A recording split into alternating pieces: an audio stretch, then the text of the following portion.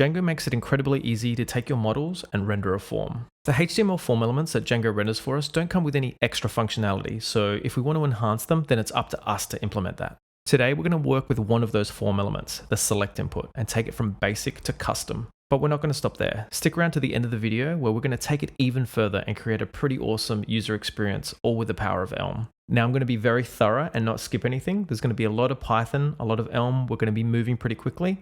Let's check it out. Okay, from our console, let's kick off a Django project. I'm going to do that with Django admin, start project. I'm going to call it Elm select and cd into that. Let's also get a virtual environment going. So we can do that with Python -m vm, and we can just activate that as well. So because I've got a virtual environment, I'm going to install Django again. Pip install Django. Awesome, that's done. The other thing I want to do is create a core app, and this is where our main business logic is going to go. So Python manage.py, start app, and let's call it core. Let's open up the project and add core to our settings.py. And in installed apps, we can add it down here at the bottom. Cool. So from the core app, if I head into models, I'm just going to paste in some code. So we have a course model and we've got a name, which is going to be the course name. We've got an instructor. We have a duration, and that's going to be in seconds. And we've also got a rating, which is a rating of the course. Down below, we've got a promotion model, and this is essentially just a container for the courses. So in this relationship, the promotion can have many courses. Let's populate some data. So from the core app, I'm going to create a data directory.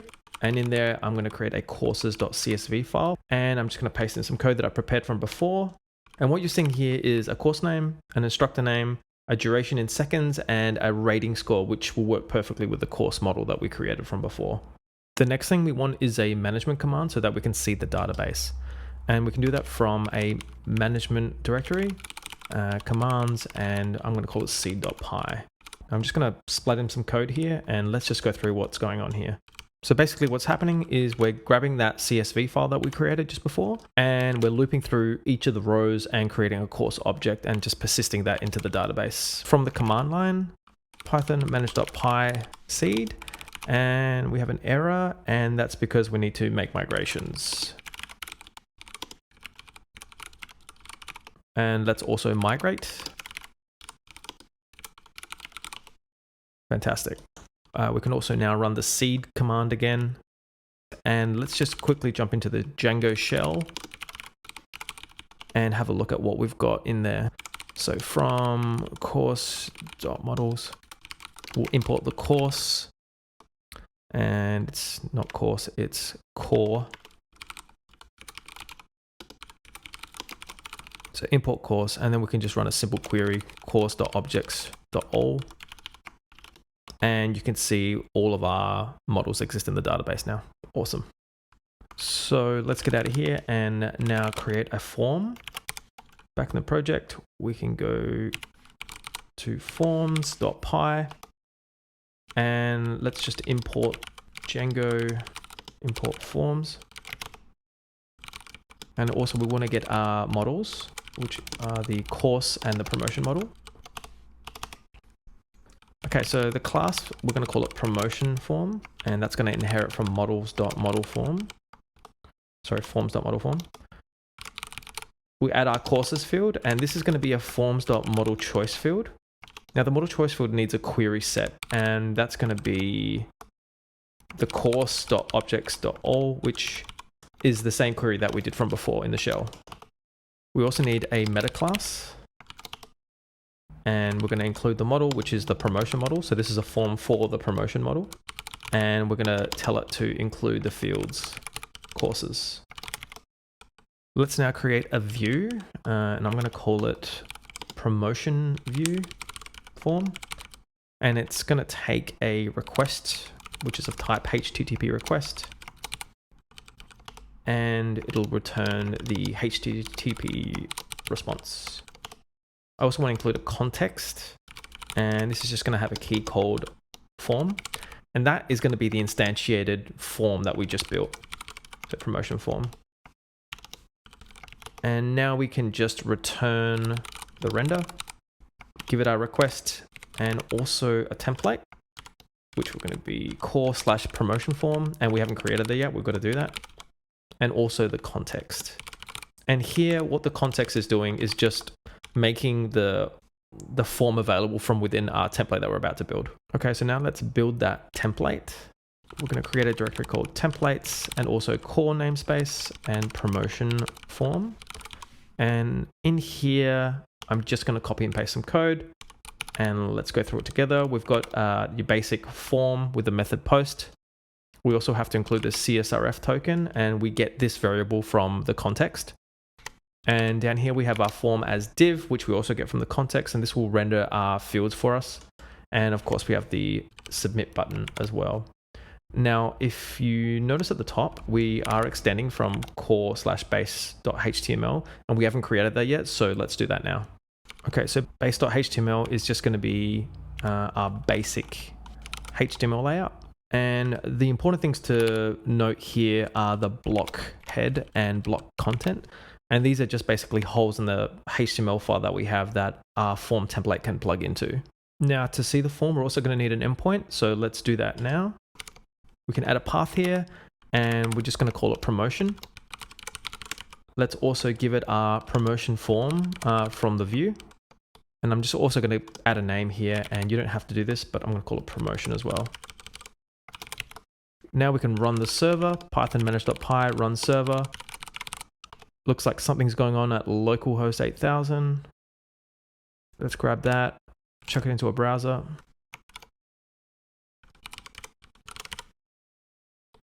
And voila, we have a very basic standard looking form with all our models here that we seeded from before. Now, this is a completely usable form. However, we're absolutely going to take this to the next level, and we're going to use Elm to do so. We're going to install a Python package called Djelm, which is an Elm framework for Django, and it's going to make using Elm within our Django project really easy. So from the command line, pip install Djelm. Now, Djelm is an app, so we're going to need to add it to our installed apps in settings.py. So from settings.py, installed apps, we can add Djelm here. Now we also want Djelm to create an app for us that all of our Elm programs are going to live in, and it has a command that can help us out with that. So from the command line, we can run python manage.py Djelm create Elm programs. We can also add that to our installed apps in settings.py down here, Elm programs. Nice. There are a few npm packages that Djelm uses for convenience, and we're going to have to install those. Python manage.py Djelm npm Elm programs and install. Under the hood, Djelm uses pnpm, so this is essentially saving us from cding into the Elm program source directory and running pnpm install ourselves. One of the awesome things about Djelm is that it comes with widgets, and they're Elm programs that are tightly integrated into Django primitives like model choice field, which is what we used in the form. And we can just install those using a command. Python manage.py Djelm add widget, Elm programs, and the widget name is model choice field. Now Djelm will install any Elm packages that it requires for this widget, and it's done. So if we open up the project directory in static source, we can see a model choice field.elm file here, and this is the actual widget code. Now, the browser doesn't know how to obviously run Elm code, so we're going to have to compile it, and we can use a Djelm command for that. In the command line, let's run python manage.py Djelm compile, and we want to compile everything in Elm programs. That's done. And if we go back into the project under the static directory dist, we can see our Elm programs all compiled for us, ready to go. What we need to do now is tell our courses field in our form that we want to render our own widget instead of the default one we get from Django. So in our forms file, here in model choice field, we're going to add a template name, and we're going to give it a name of Elm programs / model choice field widget.html. And now let's go into Elm programs. We'll create a templates directory with an Elm programs namespace. And in here, we'll include our model choice field widget.html. I'm just going to paste in some code and let's go through this together. So at the top here, we load our model choice field widget tags, which were generated for us by Djelm when we added the widget. And because we're handling the rendering of the field ourselves, we also have to include the field label tag. And finally, we render our Elm widget that we compiled here with the generated template tag. One last thing we have to do is head over to our promotion form template and include the Djelm hydration code for this widget. We load our model choice field widget tags, and then we're going to target the head block. And in here, we're going to use the include model choice field widget template tag that was generated for us. Now, because we have the server running, Django doesn't reload our template tags for us, so we're going to have to restart it. Awesome. And then jump back to the browser, refresh, and nice. We get a pretty sweet select using Elm. We can filter search. We can clear. A definite improvement style-wise and pretty nice functionality out of the box. We can do loads more with it, which we're going to do right now. Now, the page layout looks pretty average without any styling, so I'm just going to add CSS to improve it a little bit. And I'm not going to go into what I did, but you can see all of this code in the repo if you're interested. That is so much better. Nice. What we really want is to give our users more information about their choices. So if we head to Figma, I've got a little Figma board here to help us visualize what we're going to build. We've got a nice logo for the course name, the instructor's name, and we include the duration and the rating. A nice clean UI, great user experience. We're going to build this by modifying our widget code. So let's explore it a little bit. This widget's party trick is that it's using the Confidence Man 2 Elm select package, which as you can imagine is doing a whole heap of work for us. Close to the top, we can see a function called toMenuItem, which definitely seems like what we want. We can jump to the Elm select definition and see what these types are. So the label field is a string. So why don't we just hard code something and see what changes? I'll change it to item. Let's refresh the browser and nothing's changed. And that's because if we make changes to Elm code, then we're going to have to compile it again. We can do that in the console by running the compile command we used earlier. And now when we refresh, we can see our change set all the labels to item. So we know at least we're in the right place to make changes. Running the compile command every time we make changes is a bit tedious. So what we can do is head into the console and use the Djelm watch command to automatically compile the program when there are changes. And that's just python manage.py Djelm watch Elm programs. And I'll just quickly change it back to what it was. And when I refresh the browser, Elm code is compiled. Nice. The other thing that's good to know is where this choice label gets its value from. And it actually comes from the course model, in particular the dunder stir method. This is what Django uses to serialize the model object as a menu item. So if we comment out the stir method, let's see what happens. Refreshing the browser, we can see that what comes through as a choice label is actually the model object serialized as a string. And this is why we add the stir method to the model, so we can display the label the way we want instead of what we're getting here. Changing the label isn't enough for us to render the desired UI we want. We're going to need to pass it some custom HTML for that. Now here we're using a function called basic menu item, but we also have access to a function called custom menu item. The dictionary parser looks very similar to basic menu item, except that it has a field called view, and it's actually a HTML value that we pass it. So the simplest thing we can do is use a text node, and I'll just use something as a string for it. Refreshing the browser, we can see, yep, it's now using the view. For now, I'll just change this to option.choiceLabel. And to make sure that worked, awesome. This will let us render an option where we're in control of the HTML, which is exactly what we want. The issue is, if you look at the option type that Djelm generates, you'll notice that we don't have any of the fields relating to the course. To make it super obvious, I'm just going to bring up the model next to this.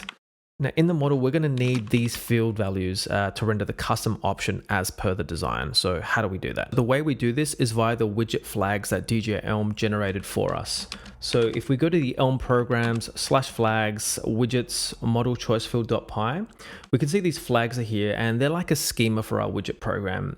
And you can see it's using a model choice field flag, which is a special flag specifically for the Django model choice field class.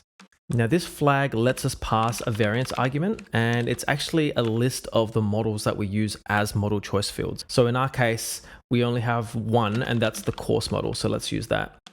Also, because we've modified the flags, we're also going to need to adjust the Elm decoders for the widget program. Luckily, Djelm generates that code for us.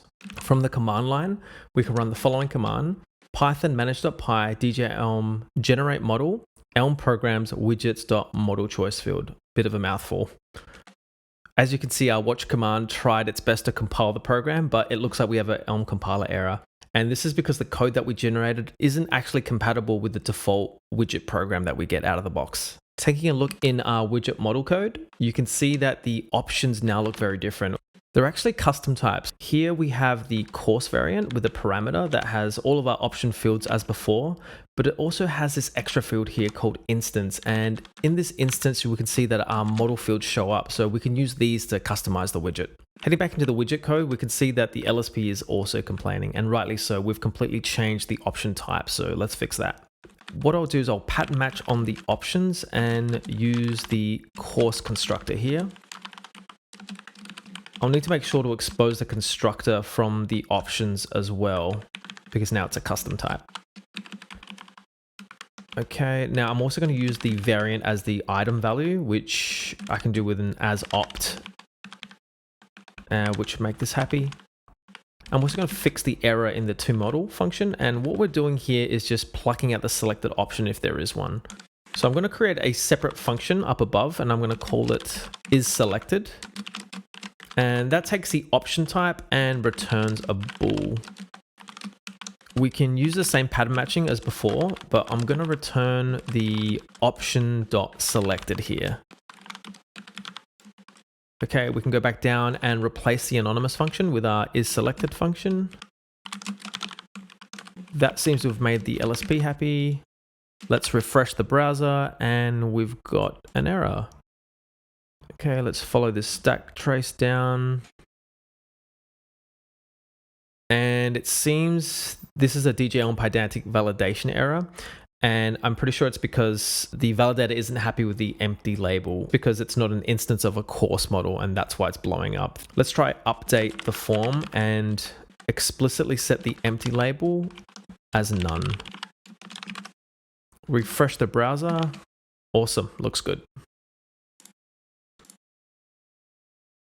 Okay, let's tackle this view properly.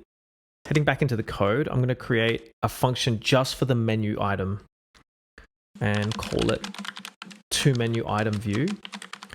And that's going to take an options course and return some HTML. I'll wrap everything inside of a div, and let's just add some comments about the layout. Okay, so we have the icon.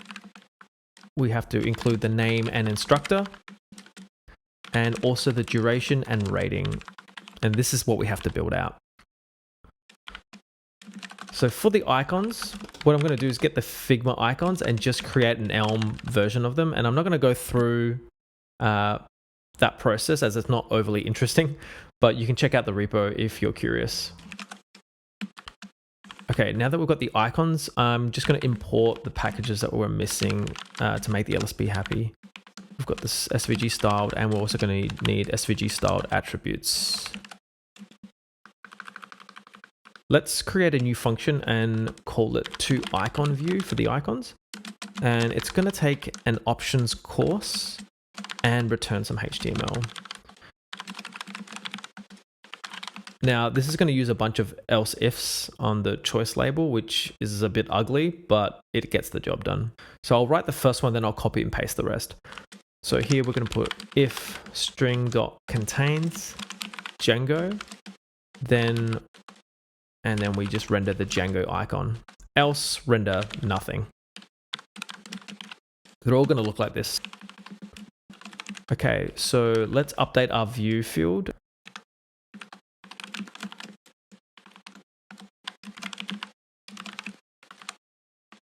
And render the toMenuItemView, passing it the option. And we can check the browser. Nice. we have our icons rendering. Okay, I've just noticed that the Figma icon's missing, so let's quickly add that. I'm just gonna add another else if here. Just grab this one and we'll change Elm to Figma. And we're gonna make sure that we've got the Figma icon rendering. That's the 2 icon view done. Let's cross that off the list here. So icon. Now in a div, I'm gonna add the H2, and this is gonna be for the course name. So this is gonna be a styled text node. And we'll include the option.choice label, which is the course name. Next to that, I'll do a styled p tag.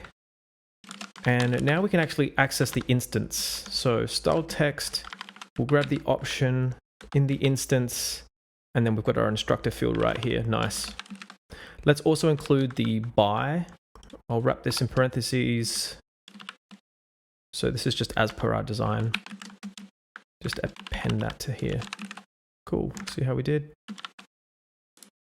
And it looks like by needs a space. Easy peasy. Let's check that out. Looking really nice. Okay, we're getting there.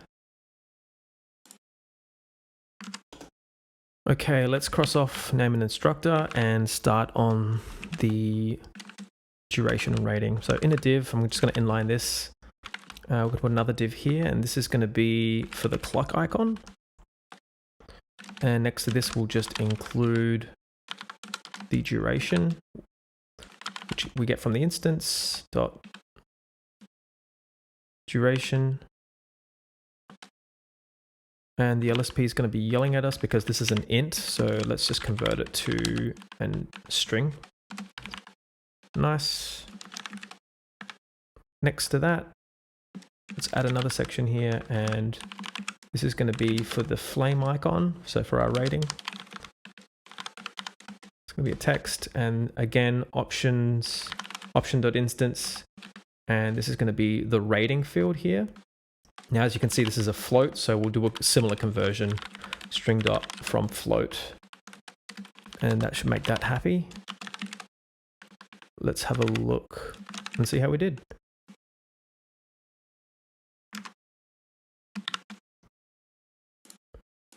Awesome, it's showing up, but we do have some formatting issues, but yeah, we've got it rendering, and we can work with that. Now for the next part, I'm just going to speed through this, and all I'm going to be doing is turning the duration, which is in seconds, into hours and minutes, which is what we need as per the design. There's probably a bunch of better ways to do this, so I'm going to spare you my hacky version of this. See you in a sec. Yeah.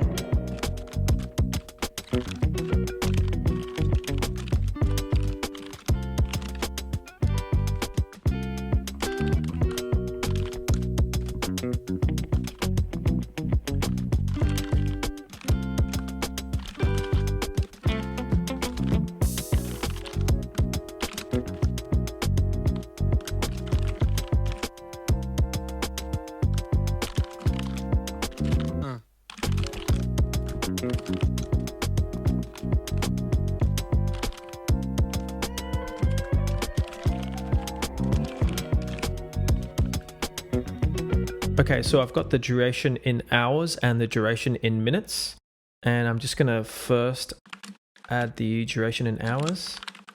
We'll just have to convert the int to a string, duration hours, and then we'll add a h here as per the design. Put a space, and then we'll also convert the duration in minutes.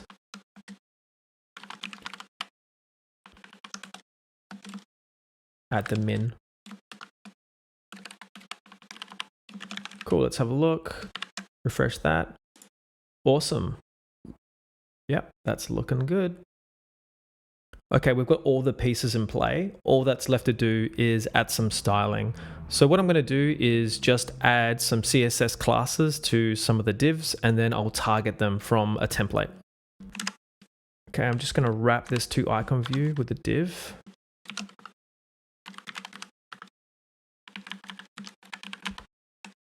And I'm going to need the HTML style.attributes library. And I'm just going to alias that with SA. And here we're going to do sa.class. I'm going to call it icon wrapper. Here I'm going to add another class and call it course title.